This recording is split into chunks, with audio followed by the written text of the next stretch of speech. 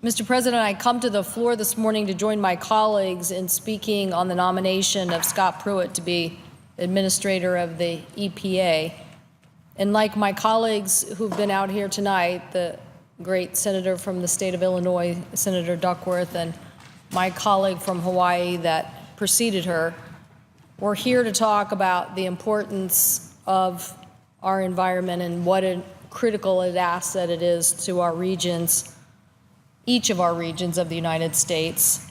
But certainly you can say for the state of Washington, the environment is our economy.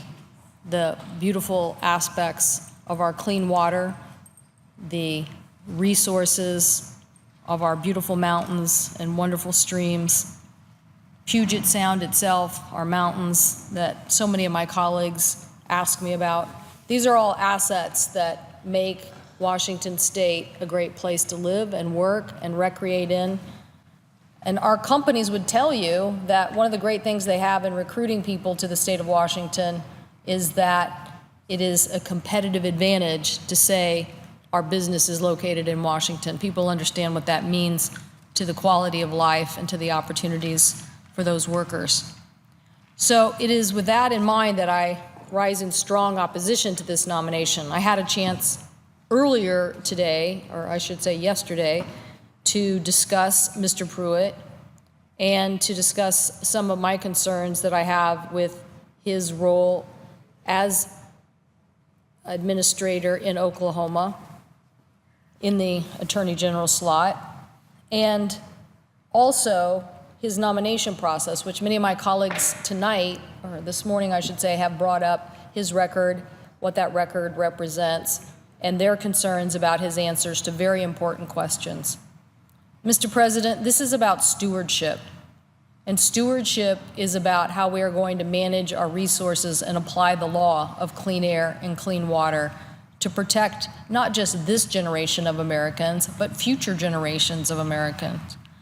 And Mr. Pruitt's poor environmental record, in my opinion, he's choosing to side with those companies that have been polluters in clean water and failed to protect, in an aggressive way, the important public health issues that were before people in his state.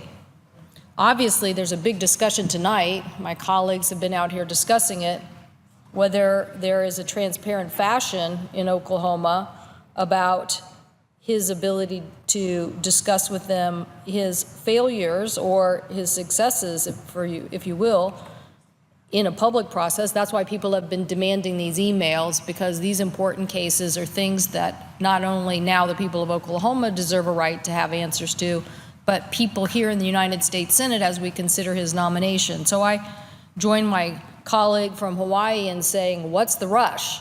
What's the rush to push forward somebody on a director for something that is about the stewardship of our air and water, something that is going to be important not to just our generation, but future generations. And we want an EPA director who is going to protect that. That's what we want to know. Are you going to be an aggressive steward for future generations? You know, I had an opportunity a couple of years ago to hear one of the great authors who's written all these books about economics, and he was talking about the great implosion of the economy in 2008, 2009. And his point was that that was going to cost future generations, not just this generation, but maybe 3 generations of Americans were going to be affected by that big, great recession of our economy. Well, Mr. President, it's the same issue tonight. Our future environment is going to be impacted, not just for today, but future generations, by what the next EPA administrator does, because it is so critical that we recognize the important need for clean air and clean water now and take steps to be aggressive about it. This is something that's important to our state because it's affecting us economically. It's affecting us with water and ocean acidification, challenging our seafood industry and our food chain, and it's challenging us with wildfires. So we want to make sure that we have an EPA director who's going to do their job. And in my opinion, Mr. Pruitt has ignored big polluters and discharge and drinking water in Oklahoma. He has, in my opinion, not been strong enough on the big oil and big mining companies in an attempt to undermine what is EPA law. That is, as Attorney General, tried to undermine the laws that are already on the federal books. So it leaves my colleagues and I questioning how would he ever stand up for those laws if he spent so much time trying to undermine them. And he's helped organize strategies in discussions about how to aggressively stop the EPA from doing its job. And they used an example of the Pebble Mine. And the Pebble Mine is a mine that companies are proposing in Alaska at the headwaters of the largest sockeye salmon run in the world, or one of the most important sockeye salmon runs in the world. So as EPA director, when you're supposed to be protecting clean water, is he going to side with those mining companies? Because he spent a whole strategy session with them trying to figure out how to overrun EPA. Is he going to be the kind of person that's going to help us stand up for clean water so we can have salmon in the West Coast? Or is he going to join with those who think that you can degrade the environment and still preserve these incredible resources? So I know that people think that Mr. Pruitt and his statements about climate change are important. I agree, because part of that stewardship on clean air is basically implementing and carrying forward on strategies to make sure that polluters reduce pollution in our air quality, and that we come up with a plan to diversify off of that pollution. I should say his job is not that, but it's clearly to call out what the Supreme Court has said is implementation of the Clean Air Act. So my colleagues, I think, are failing to recognize that Mr. Pruitt's hesitancy on this issue is really going to cause problems or challenges for us here in the United States Senate. It's going to cause challenges for us to move ahead when we are seeing so much impact. I know my colleague from Maine and I, Senator Collins, have asked the GAO for an analysis of what climate is costing us. What's the impacts of climate change costing us? Why did we ask for that letter almost a year ago? Because we are seeing devastating impacts in the shellfish industry, in the timber industry, in various aspects of our economy as it relates to that. So I know that the Tulsa World basically has said that that this is what Mr. Pruitt has said, that scientists have continued to disagree about the degree and extent of global warming and its connections to the actions of mankind. That's what he said in the newspaper in Oklahoma. I know several of my colleagues tonight have further discussed exactly this issue. But the U.S. has made great strides to reduce carbon dioxide, and we need to have someone who's going to be aggressive about doing more work. These consequences for us have been everything from extreme weather patterns to impact on water quality, which causes impacts to our salmon, to drought conditions, which a lot of legislation through various committees have been discussing exactly what to do about the drought situation in Washington, Oregon, California. I'm sure it's going to continue into many other states. And it's impacting even the chemistry of Puget Sound, something I'll get into in a minute, with ocean acidification. So to have somebody who doesn't get how aggressive that we have to be on addressing these issues is very problematic. It is an economic issue. I'd like to say, as I mentioned earlier, it's about just good stewardship, because it's about future generations and whether someone did their job in leaving this place to the next generation. But it is also about economic issues. Mr. Pruitt failed to be accountable as Attorney General in releasing emails. There's just so much of the discussion today about his nomination. During his confirmation hearing, he repeatedly failed to answer questions, and he told senators, submit an open request to the Attorney General's office, his own office.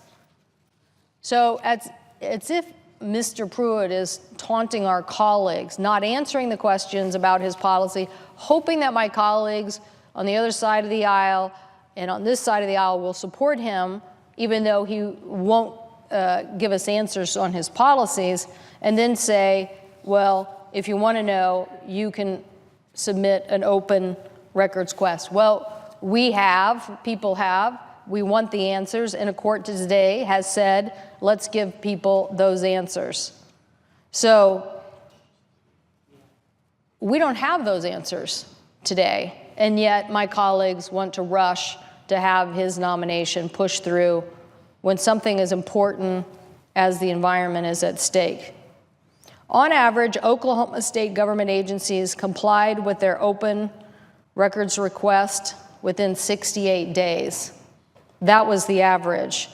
Yet, Mr. Pruitt, as Attorney General, took over 2 years. So a few weeks ago, when a lawsuit was filed against Mr. Pruitt on this very issue, the suit requested that he respond to 9 open records requesting for as many as 3,000 emails. And as I just said, yesterday, a judge said that he has to turn over those records, those documents, and has to do so by Tuesday. So it's not a long time to wait. It's not a long time to discuss the concerns that our colleagues have with this position. In fact, I'd be happy to come back on Wednesday and make sure we have consideration then, giving people time till Tuesday. But people are pushing us to vote for this nomination tomorrow, or I should say today at this hour. So what do my colleagues not want to see in the Pruitt emails? What is it that they don't want to know? Attorney General Pruitt has been part of close to 30 anti-environmental legal actions. Is that what they don't want to see? I know one of my colleagues has said he's going to make polluters pay. He's going to assure that these issues are implemented. He sued the federal EPA 14 times. He fought the cross-state air pollution rule. He fought the regional haze rule. He fought the clean air standards for oil and gas production sites. He fought the clean water rule. He fought the mercury rule twice, and he fought the clean power plan 4 times. So are my colleagues interested in giving this job to someone who has fought the EPA and tried to stop them from making sure that polluters pay? This is what the responsibility of the Environmental Protection Agency is, to make sure that we have good stewardship. In one case, Attorney General Pruitt failed to pursue Phillips 66 refinery in an Oklahoma City, which the EPA found was one of the worst polluting refineries in the entire country. Phillips 66, in this case, impacted groundwater. That was the pollution. That was the pollution in this case. And yet, Scott Pruitt failed to enforce the environmental laws there. As Attorney General, Scott Pruitt has been, I think, absent in other cases. There was a groundwater case and a pollution by Halliburton. Where was the Attorney General in that case? In another case, in Bethany, the city's water wells were impacted by a toxic plume of chemicals that impacted access to safe drinking water. This case is still going on, but the Attorney General failed to step in and protect those citizens. So this is what we want to understand, given what Attorney General Pruitt said in his testimony. Ask for a request. get the emails, see the positions. So that's what we have done. And as we can see from his record, he knew very well it took a long time, that he had every tool to make this a very hard process for people to get the answers. And yet we now are within days of having those answers, and my colleagues want to go ahead and vote. During his confirmation hearing, Mr. Pruitt was asked to identify lawsuits he filed against private companies in Oklahoma for violation of pollution laws. And despite these, Mr. Pruitt could think of these examples I just mentioned. Mr. Pruitt could think of only one specific instance in which he filed a settlement after his predecessor completed an investigation in how a dozen or so poultry producers illegally disposed of animal waste. So let's take a closer look at that case. The poultry companies in the northeast corner of Oklahoma were not properly disposing of 300,000 tons of animal waste per year. The Attorney General, Pruitt's predecessor, had sued the companies for damages caused by pollution and forced the companies to change disposal practices. But Mr. Pruitt, in this case, rather than advocating for the judge to make a ruling, he negotiated an agreement with the companies to do a study on the appropriate levels of phosphorus in the Illinois River. So while some might say, well, isn't that a good step? He let the agreement expire that was already in place to reduce that waste and did not seek a formal extension. He shut down the environmental unit that helped start the lawsuit against those companies. This unit was in charge of making sure that agricultural waste cleanup and millions of dollars to clean up those toxic sites were in place, and yet he let that expire. So I have great concerns about whether he's going to be aggressive about these issues all across the United States. Is he going to work to make sure that these laws that are on the books already are continued to be implemented? Is he going to fight to make sure that clean air and clean water, the rights of the citizens here in our country, are preserved and preserved for future generations? Now, I noticed in Oklahoma, there was question 777, a ballot measure.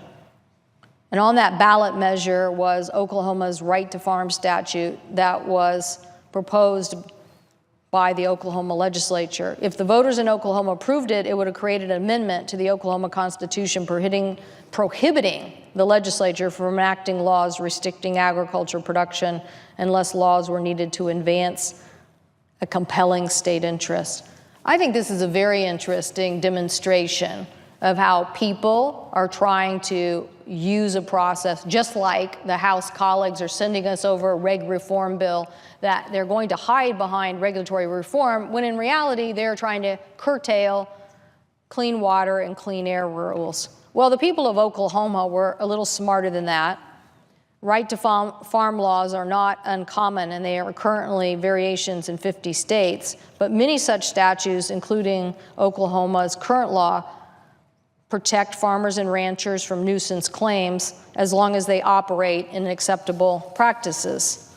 So this question that was put on the ballot to Oklahomans went further than the right to farm law. It would have amended their state constitution.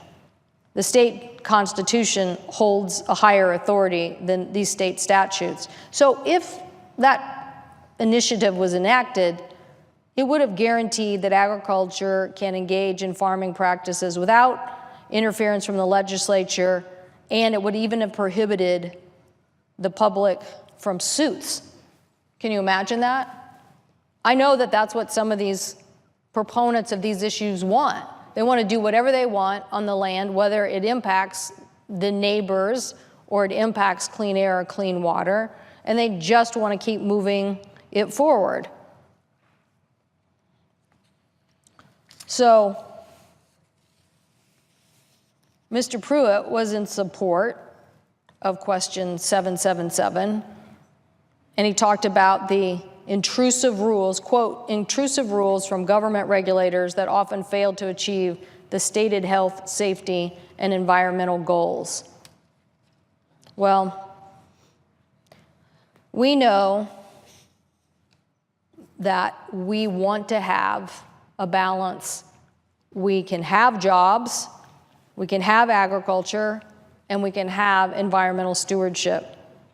And I think that we in Washington work very hard to achieve that. Drought issues like we are experiencing in the Yakima Basin got everybody to the table. Farmers, Native Americans, fishermen,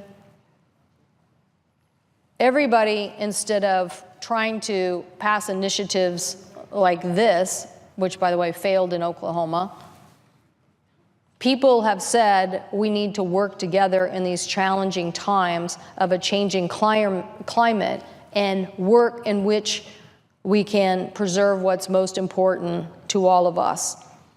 And they've done a good job in doing that. So what we're looking for is an administrator who's going to help in that process, going to continue to make sure that we live up to these laws that are on the books and help in what is a challenging time of drought and environmental impact. Of Attorney General Pruitt's 14 cases against EPA, 13 of those suits were joined by the fossil fuel industry. So the Attorney General had been known to send letters to federal agencies that basically were identical to what the fossil fuel industry letters were. That is, as Attorney General, he wasn't making his case, he was just making the case for the fossil fuel industry. So the CEO of Continental Resources, a top oil producer in the United States, even their organizations basically are trying to push Mr. Pruitt during his time as Attorney General instead of standing up for clean air and clean water. And we want to know that what he's going to do in this new job is work with members here in the United States Senate on continuing to implement the law. Now, one of the best examples of what I would expect him to do is to continue the good work of the federal government in protecting salmon. Particular importance, as I mentioned earlier, the issue of Pebble Mine. During his time as Attorney General, Scott Pruitt, as I said, planned the, quote, Summit on Federalism and the Future of Fossil Fuels. That's a pretty interesting task to take if you were the Attorney General of a state, the Summit on Federalism and the Future of Fossil Fuels. That summit brought together energy executives with the Attorney General to strategize against what they thought was so-called EPA regulation and how to defeat it. And one of the key examples they brought up was the Environmental Protection Agency's efforts to protect Bristol Bay, Alaska, from a proposed mine that is called Pebble Mine. Pebble Mine is a proposed large hard rock mine, as I mentioned earlier, in the headwaters of Bristol Bay. Each year, nearly 40 million sockeye salmon return to Bristol Bay, and in total, Bristol Bay supports 29 species of fish, including 5 North American salmon species. That is why Bristol Bay is called one of the greatest fisheries on Earth. Bristol Bay supports $1.5 million of sockeye salmon fisheries, which provide 14,000 jobs throughout the Pacific Northwest. Even my colleague, the late Ted Stevens, was opposed to the Pebble Mine. I think he knew the great resource and the importance of Bristol Bay. This fishery and the people in that fishery and the tribes of Bristol Bay petitioned the EPA to evaluate the impact of the proposed Pebble Mine and what it could do to salmon. In 2014, after years of research, EPA finalized a science-based assessment of the Pebble Mine called the Bristol Bay Watershed Assessment. And this assessment found that Pebble Mine posed a direct threat to Bristol Bay salmon. I'm not sure this is a picture of Bristol Bay salmon, but we will. But this is definitely an iconic symbol of what we're talking about here tonight. That thousands of jobs in our state rely on salmon, and the subsistent culture of the Native Americans also rely on Bristol Bay salmon. That's why so many people weighed in at meetings with EPA and agencies in various parts of the Northwest to talk about this issue, because so many jobs would be impacted. That mine would destroy up to 94 miles of salmon spawning streams, devastate up to 5,000 acres of wetlands, create $10 billion in toxic mine waste. So you can imagine my concern when the Attorney General of Oklahoma decided he was going to take a very lenient attitude on animal waste and holds a session trying to basically figure out ways to disrupt EPA's questioning and assertions about Bristol Bay, how far he's going to go as EPA administrator to basically have a negative impact on our salmon economy. He could have said it was just a session and I support EPA's actions, but that's not the message we're receiving. The toxic mine waste that would exist at Bristol Bay would contaminate massive amounts of areas behind the second largest dam in the area, and that mine waste would be there in perpetuity in Bristol Bay. So the science was really clear. The Pebble Mine was in the wrong place, and it was the wrong idea. Large mining companies have come to that same conclusion.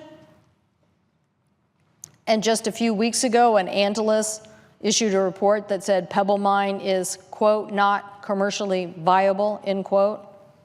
That's because of the tremendous costs that are associated with it, the risks associated with it. And after the EPA assessment found that salmon were at risk from the Pebble Mine, I definitely want to make sure that Bristol Bay salmon are protected forever. And the EPA had the authority to basically use a section of the Clean Water Act to make sure those Bristol Bay salmon were protected.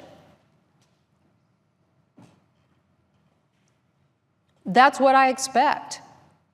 That's what I expect after public hearings, an open process, using the authority.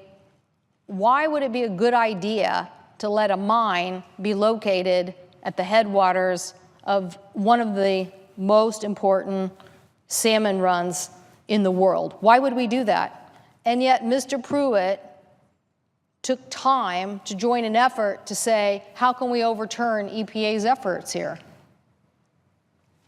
I need an EPA administrator who is going to stand up for our environment in the Pacific Northwest and protect us on clean air and clean water.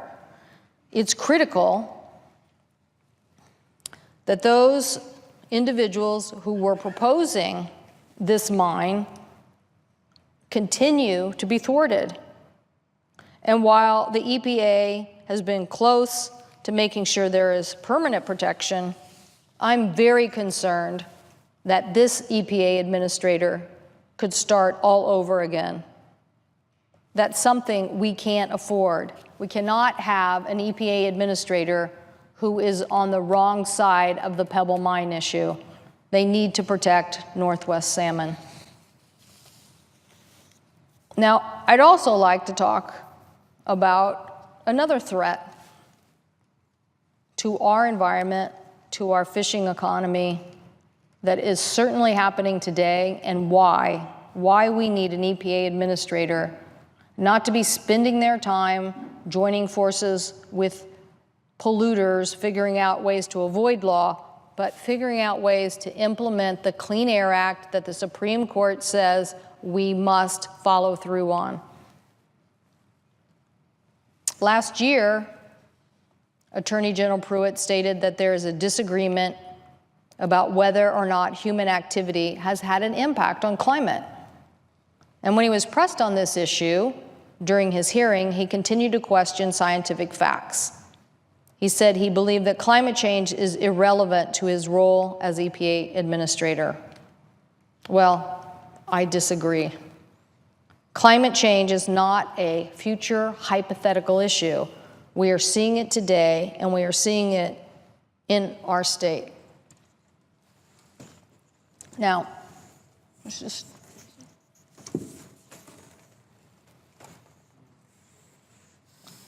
our fishermen want to continue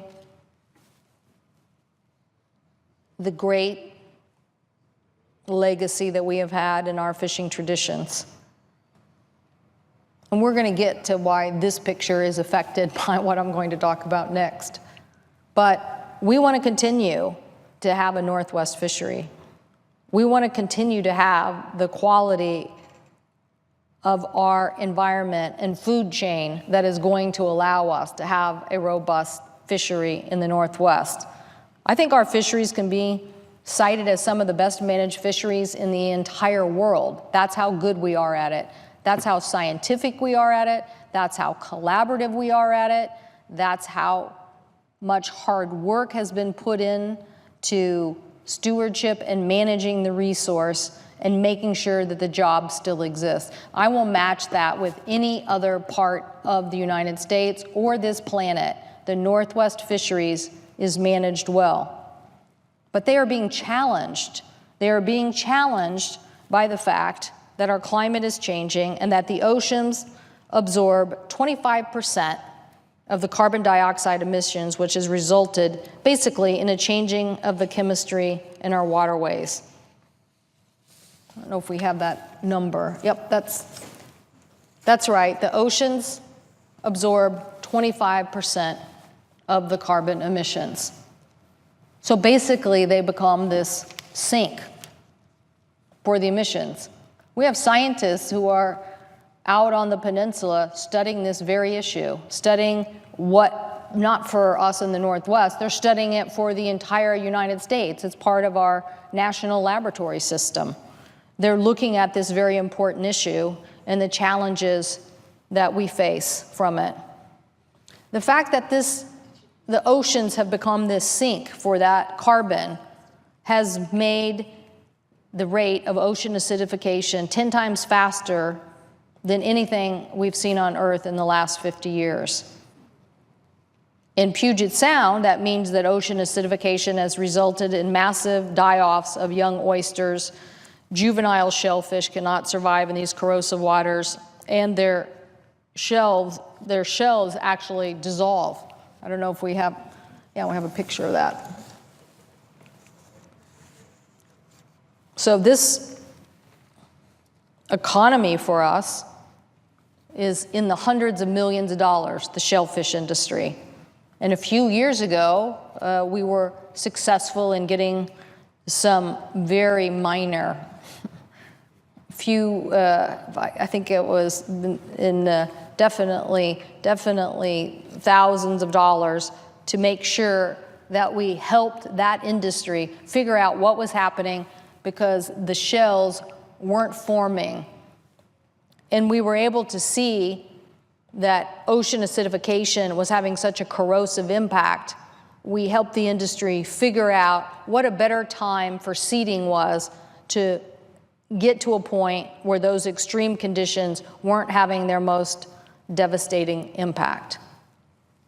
But this die-off in 2005 caused a major plummeting of the shellfish industry. And it employs over 3,000 people in the state of Washington. I have met shellfish growers that are fourth-generation shellfish growers in our state. And so this way of life around Puget Sound is important to us. You can go here to probably a dozen restaurants. I'm sure you could go across the street to Johnny's Half Shell and order a product from Washington State.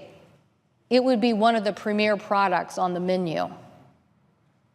But we have to fight to keep this industry. We have to make smart decisions about our environment. We have to make good stewardship decisions, or those 4 generations of shellfish growers are not going to be here anymore. And the pollution that is coming from carbon into our water is creating a big deal. How big a deal is it? Well, it's a big enough deal to put on the front page of the Seattle Times above the fold, and probably not just once, probably several times. Why? Because we live and have a huge population around the shores of something called Puget Sound. So almost everyone there understands the importance of clean water and a healthy environment to protect this maritime economy and to make the right decisions moving forward. So we don't want to see what happened in 2005 and in 2006. We don't want to see that. We want to see more of our shellfish actually be able to survive in the seeding process. And we want to continue to be smart about this. This is where the science question comes in. If we have an EPA administrator that doesn't believe that this impact is happening, if he's going to thwart efforts to do the research and use the science, if he's going to spend more time trying to thwart these laws than implement strategies for the impact of climate change, we're not going to be successful economically. We need sensors. Why were we successful at turning that situation around with the shellfish industry and making sure? It's because we were able to locate buoys in the water to give us data and information about these warming temperatures, what problems it was causing, and come up with a strategy to lessen the impact of acidification. They measured our waters and how to modify growing practices. That's basically what they did. But if you're denying that this is even happening or that it's having this impact and you're not planning for it, you're not going to go out and help our growers strategize for the future. They use that real-time information to increase the production from the 20% that it was to 70%. But without that data in collaboration with places like NOAA, our shellfish industry would have continued to just decline. So I need an EPA administrator who is going to support monitoring, that they are going to understand this impact and do something about it. Now, why did I have that other picture? I'm not asking that we bring it back up, but why did I have the other picture? Because ocean acidification, as I mentioned, basically dissolves the shells of those important prey species we call pteropods, and they are the base of the food chain. So not only am I just talking about the thousands of jobs and millions of dollars associated with the shellfish industry, if you have so much carbon sinking into our waters that you are destroying this part of the food chain, it impacts the rest of the food chain. It impacts all the way up the species, including salmon, herring, mackerel, and other species. So this is why we have to have an EPA administrator who is going to follow science and be aggressive at protecting these issues. Last month, a new study published by scientists at the University of Washington and NOAA found that even Dungeness crab are at risk because of these pteropods. I think that might have been Well, actually, that's what it says right there. Right there. Science fear ocean acidification will drive the collapse of Alaska's iconic crab fishery. Thank you. Thank you, Seattle Times. That's what this is about. Are we going to leave it up to the newspapers of America to describe the scientific impact of what's happening so that we can force people whose job it is to be the stewards here to do their jobs? They should be the leaders, the people that we put in this position. They should be the ones who lead our nation in protecting our most valuable resources and making sure that these pristine areas that we need for our economy, for our quality of life, for our recreation are there. And we need an EPA director who is going to be aggressive about that. So that's a little preview of this issue and what it looks like in the state of Washington. But this climate issue, as I mentioned, my colleague from Maine and I joined forces. Actually, we joined forces probably 6 or 7 years ago on this issue when the senator from Maine was aggressive about pushing legislation asking federal agencies to make sure that they had a response to climate change. I think the Senator Maine probably saw then how important this issue was, and it was legislation we actually passed out of the Commerce Committee. I don't think it was implemented into law, but it was a very good directive at saying to agencies, this is going to impact us, and what is your mitigation plan?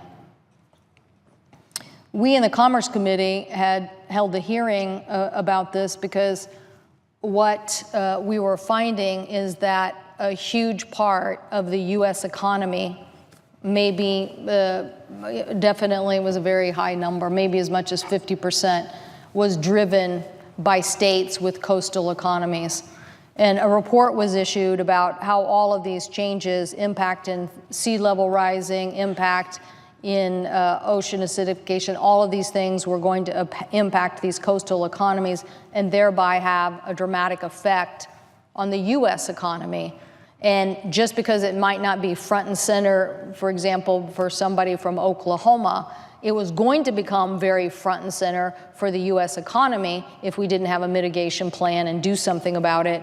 And this report was a heralding call for the U.S. to wake up to this issue. And I'll never forget that hearing because the actress Sigourney Weaver was there to testify. And she was there to testify because she really wanted to make the point about how important these issues were as it related to our waters and the impact. And you would think a brilliant actress like Sigourney Weaver would steal the show. You would think her testimony before Commerce Committee would be it. That would be the news of the day. That's what would be written about. But it was actually a fisherman from a southern coastal state who stole the show because he spoke about how his job was threatened, how fisheries were threatened, how if we don't protect our oceans and our air, how we are going to have devastating effects on our fisheries. And this gentleman, whose family and livelihood was dependent upon it, spoke in such an unbelievable, meaningful way, he upstaged her.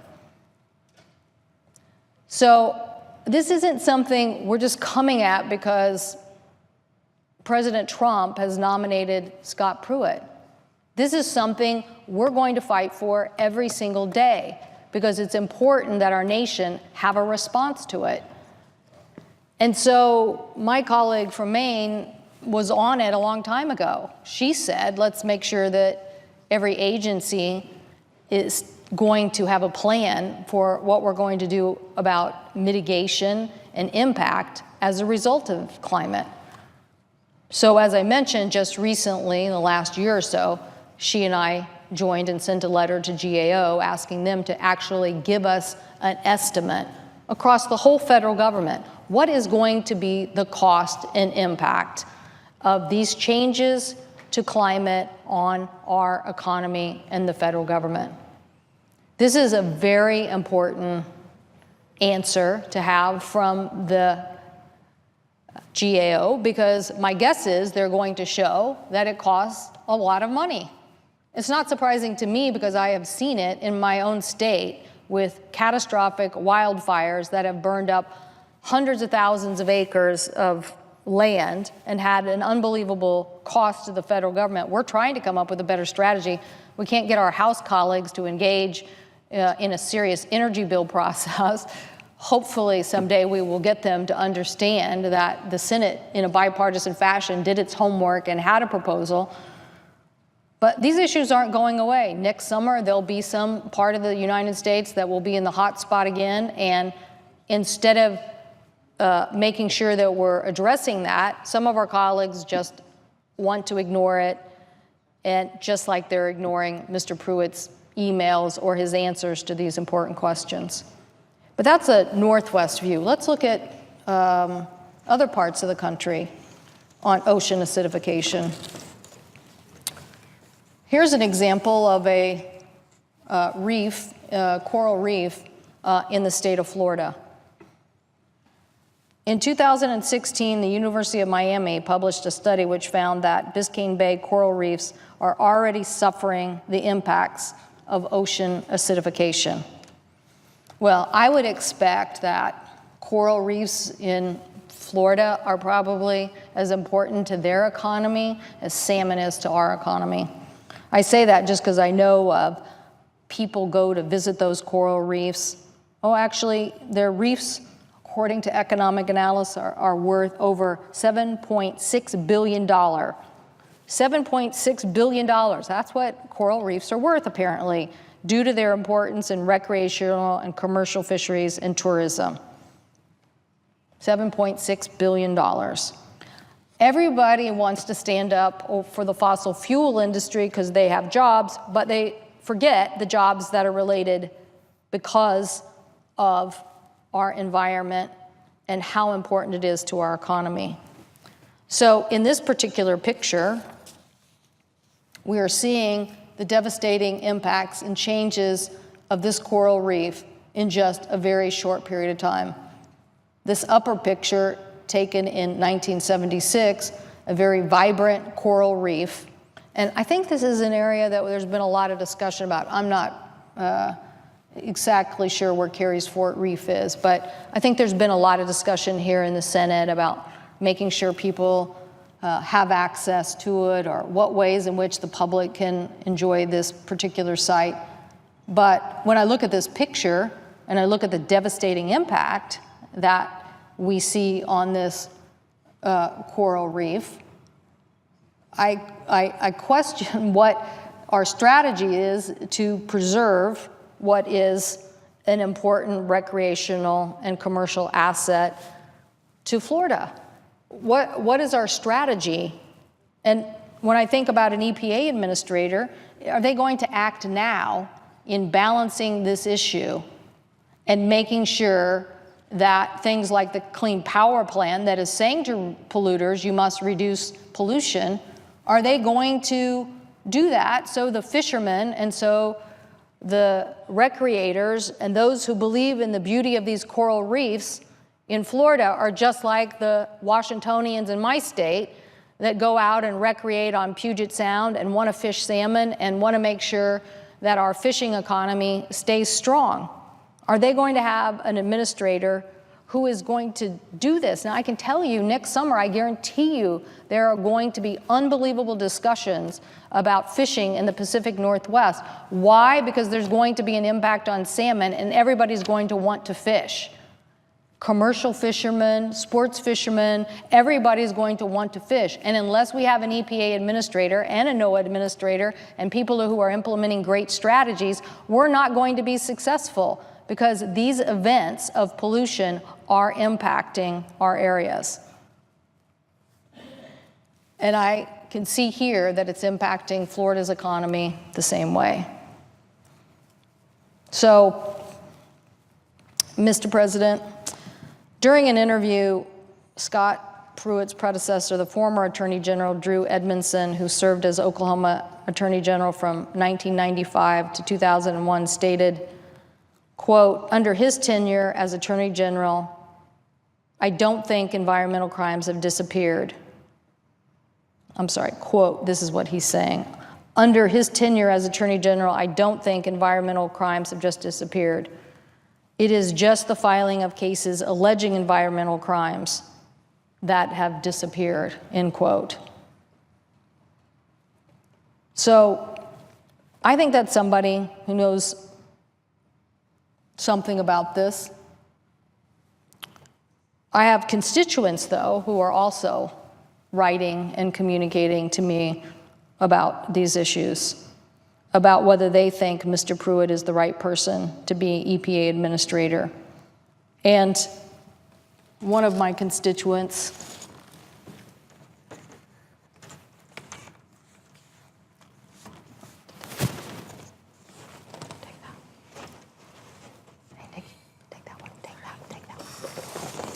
too many charts.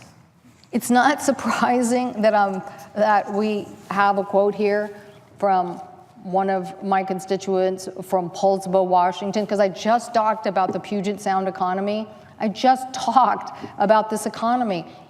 Puget Sound is town after town of communities with fishermen who go out and take advantage of that economy within our waters and also go as far away as Alaska to fish. And so I'm not surprised that somebody from Kitsap County has written in to the Kitsap Sun and basically said, "I voted for Trump, but I certainly did not vote for a government takedown of my state's most important asset, our water and our economy." That doesn't surprise me that that's what somebody in Kitsap County said, not somebody in Poulsbo. You should just go look it up. People are listening. If anybody's there listening tonight to this from other parts of the United States, go look up Poulsbo, Washington, a beautiful community that is all about what Puget Sound can deliver for us. And they will be the first part of our state to tell you what ocean acidification is doing in Hood Canal to impact our fisheries. They'll be the first people. They know, because this has been part of their livelihood. So, Mr. President, I want to close tonight, this morning I should say, with just saying, I hope our colleagues will at least consider the facts that we are raising concerns because we have great concerns about our economy of the future. And that economy of the future depends on clean air and clean water and an administrator who is going to fight to implement the law. We need an administrator that is going to be there, not on the side of the polluters, but on the side of the people, in dealing with some of the thorniest environmental problems because of the change in climate that this country has ever seen. And we want someone who's going to use that science and information to help provide the stewardship for future generations. I don't think that is Mr. Pruitt, and I ask my colleagues to help turn down his nomination and to move forward, at least look at his emails, so that we know exactly what we're dealing with and can make sure that our country is going to continue to be committed to these men and women who work in this resource economy that depend so much on clean water. I thank the President, and I yield the floor.